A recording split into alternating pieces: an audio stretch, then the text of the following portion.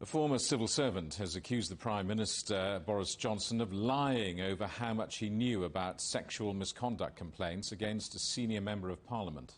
Last week, Downing Street said the Prime Minister wasn't aware of any specific complaints against Chris Pincher before appointing him to a government role. But Mr Johnson's office has been accused of making an inaccurate claim. Well, let's talk now to Sir John Curtice, Professor of Politics at Strathclyde University.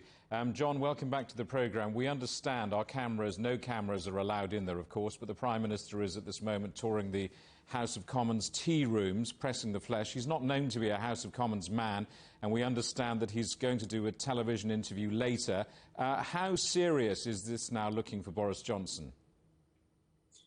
It's probably as serious as it has been at any point during the last 6 months.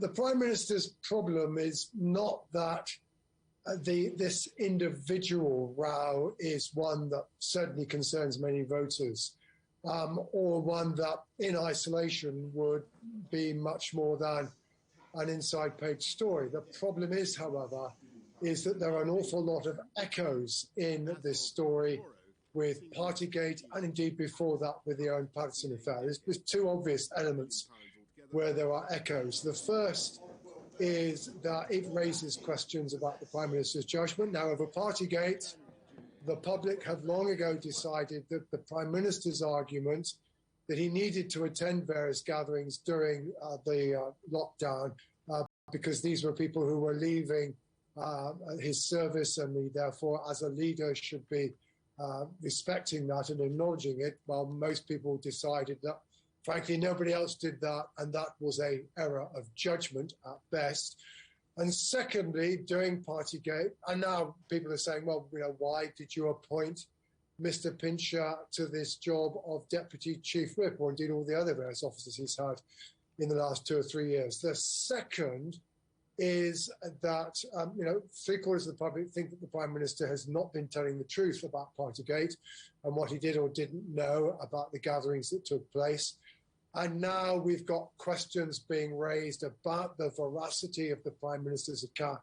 And in this instance, that claim, that challenge coming from a former government senior civil servant who has no obvious axe to grind, but who perhaps, like many a civil servant, has a particular concern with the ethics and way in which government is being pursued. So the problem for the Prime Minister, therefore, is that all of the issues that led to the vote of no confidence being held in him just a couple of weeks ago, one that he survived, but not one that survived particularly well, all those issues have just come back to rebound on 10 Downing Street.